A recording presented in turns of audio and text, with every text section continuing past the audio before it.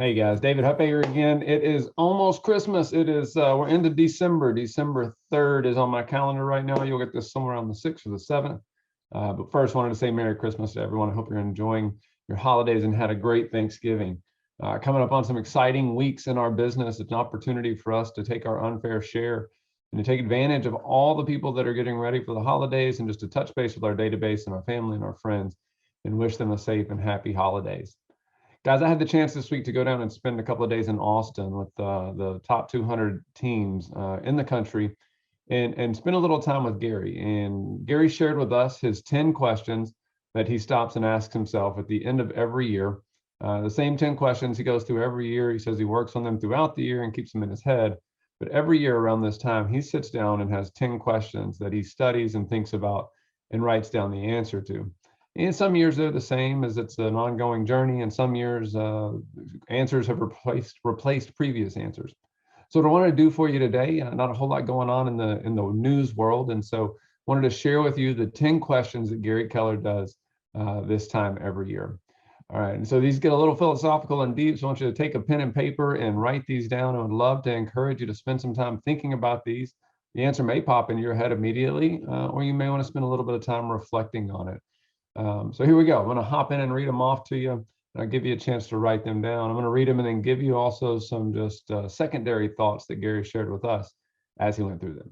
All right, guys, I hope you enjoy them. Number one, who are you? Gary encouraged us not to say a father or a mother or a spouse or a realtor, but genuinely, who are you as a human, right? Who do you intend to be? How are you defined in this world? And if you had to stand up and give a quick answer to a room, what words or adjectives or statements would you make about yourself to explain to the world who you are, right? So the first question, who are you? Another great way to look at this is, what would someone close to you say? Someone that knows you pretty well, if they said, like, who is this person? How would they articulate that, right? All right, number two, what do you believe in? What do you believe? What do you believe in? What do you have absolute certainty in? What do you hold true as far as your belief system? I think it's pretty cool. I think we probably all have some version of what we believe in, and then jotting down what we believe is absolute certainty and actually putting it in writing. It's we do this exercise a lot, right? With coaching and in KW's ecosystem, of actually writing out goals in order to make them more real. I think it'd be a great idea as you're answering these questions to write down, what do you believe in, right? What do you have certainty in, and what does that feel like? All right, number three, what motivates you, right? What causes you to get out of the bed, and what's the driving force behind who you are? There is no wrong answers to these questions, right? And so I would encourage you to be authentic with yourself and understand that different things may motivate you at different times in your life. I believe that different things motivate you at different levels of your life. And so I would say as a young kid out of college, I was highly money motivated because I didn't have any, right? And so I think that money becomes a motivation up to a certain level. And then in order to push past that, there's usually an underlying something else. For me, it became the energy that I get from pouring into other people, right? From seeing other people succeed, from influence that I can help them with. I found like my motivation really comes from that, and I get energy from that. And so it feeds my soul, if you will. All right, so number three is what motivates you. Another way to look at this, think back to when you were 14 years old, right? What did you dream of? What were your aspirations, right? What drove you? I would venture out that very few of us said, like, I want to be a realtor, right? That's what motivates me. There's probably something else along the way, and real estate may be the path to get you there. But again, what motivates you, right? Number four, why do you work so hard? What is it that's driving that work ethic? Is it your programming? Is it your goals? Is it what is it? What is it about you that makes you work so hard at what you do? And how do you define hard work, right? Number five, the fifth question Gary asked is, when is enough enough? And I thought the interesting thing he said is, happiness is found on the way to fulfillment. And so what fulfills you? Interesting conversations out there about seeking happiness. And, it's kind of like, in order to have light, you have to have dark. And so without some dark, there is no light kind of idea, or light being the absence of dark. And so as you're thinking about happiness, happiness is an elevated feeling, which is why it's difficult to chase, right? It's because you can elevate to that level, and then it becomes kind of your baseline again. And so in order to be quote unquote happy, right, you have to elevate that feeling, right? You have to raise some to the endorphins and the things in your mind that make you happy. And so happiness is not a state that you can stay in. And I love how my pastor says that there's a difference between happiness and joy, right? Joy is a state that you can stay in. And so kind of understanding like, when is enough enough, and finding the joy, maybe the better way to say it, on the path to fulfillment, right? A lot of times, guys, joy is going to come from our ability to be proud of that we left it all on the field that day, right? That we gave everything we had for what we were trying to accomplish. I believe for me, that's where real joy comes from. And then another interesting conversation that was around is enough is that your mind may immediately go to money. And that's okay, right? I do think that there's an answer there for when is enough financially. But don't think of it just in terms of financials when you say when is enough, okay? All right, as you're going through number 6, what do you need control over, right? Can you get, again, authentic with yourself and understand that there are certain things that you feel better about when you have control of them? And that's okay, right? This is a self-reflective list of questions. And so you have to get a little vulnerable with yourself and put yourself in a space where you're willing to be honest and authentic with your answers in order to grow, right? So what do you need control over? What do you seek control over in your life?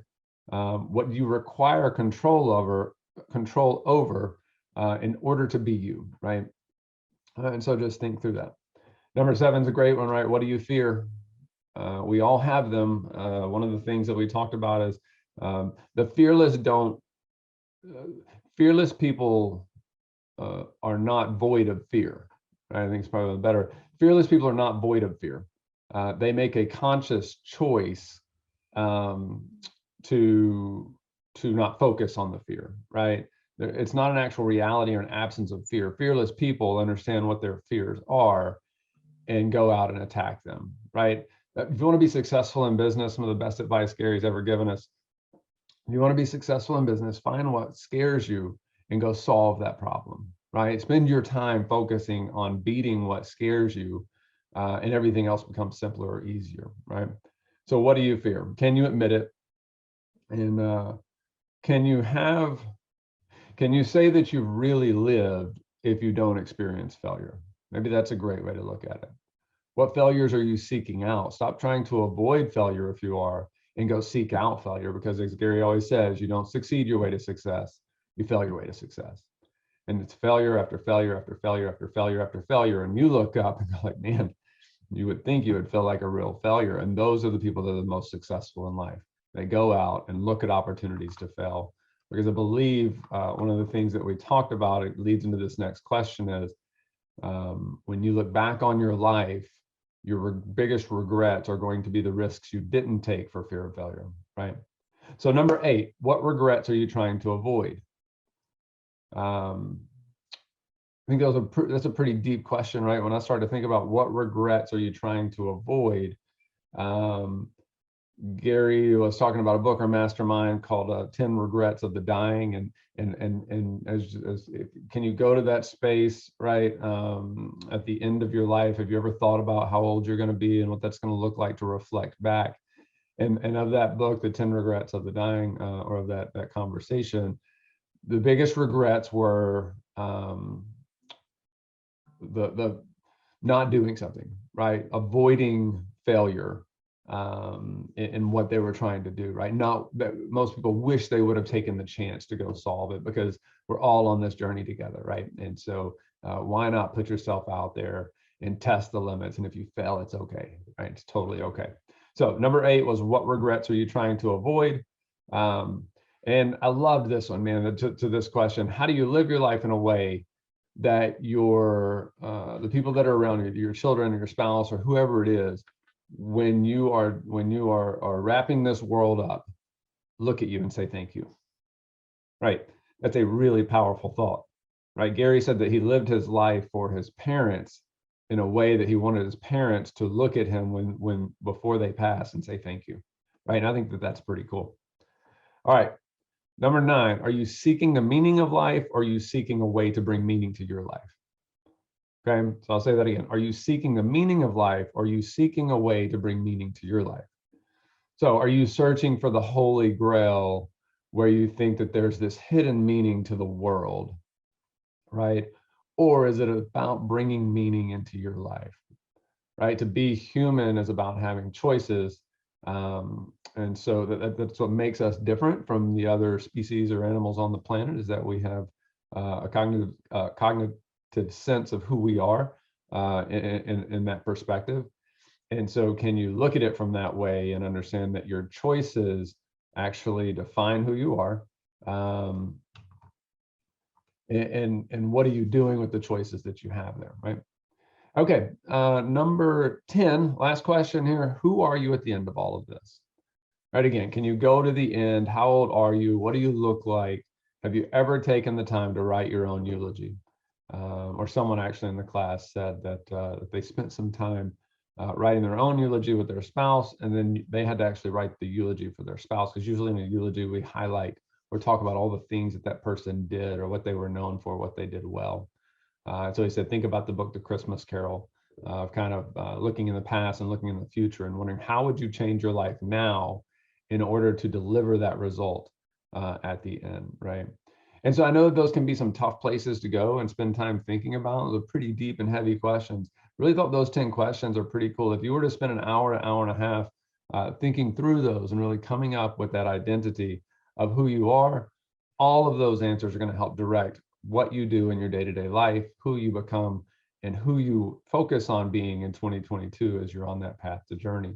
And then understanding what you can control and what you can't control, and then make a list of what you can control and focus on delivering the outcome that you want on those things.